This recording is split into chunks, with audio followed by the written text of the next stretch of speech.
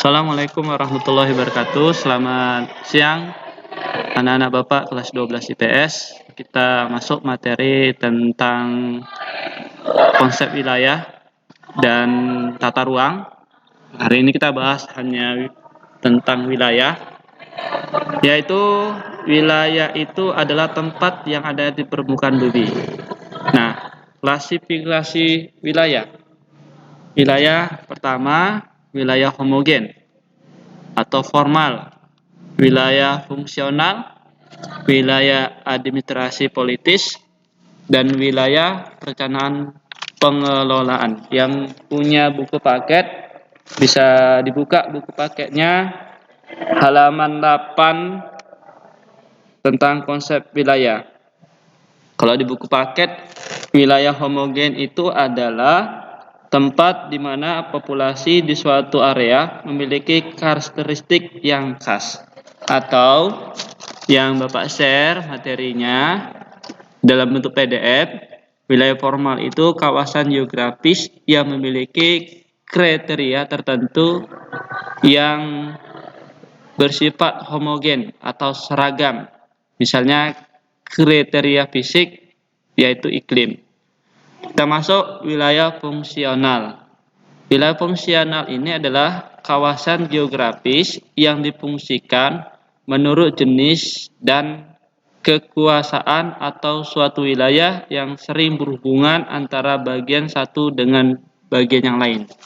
Sedangkan wilayah administratif politis yaitu wilayah yang memiliki batas-batas yang ditentukan berdasarkan kepentingan administrasi, pemerintahan, atau politik. Yang terakhir adalah wilayah perencanaan atau pengelolaan. Wilayah perencanaan atau pengelolaan ini merupakan wilayah yang memiliki sifat-sifat tertentu, baik sifat alamiah maupun non-alamiah, sehingga perlu ada perencanaan atau pengelolaan secara sesama. Jadi ini klasifikasi wilayah, sekali lagi ada 4. Nah, definisi wilayah. Nah, tadi di awal secara sederhana wilayah adalah suatu tempat di permukaan bumi. Definisinya berdasarkan gejala kemanusiaan, human fenomena, atau gejala alamiah, natural fenomena, atau berdasarkan gejala geografis, geographical fenomena.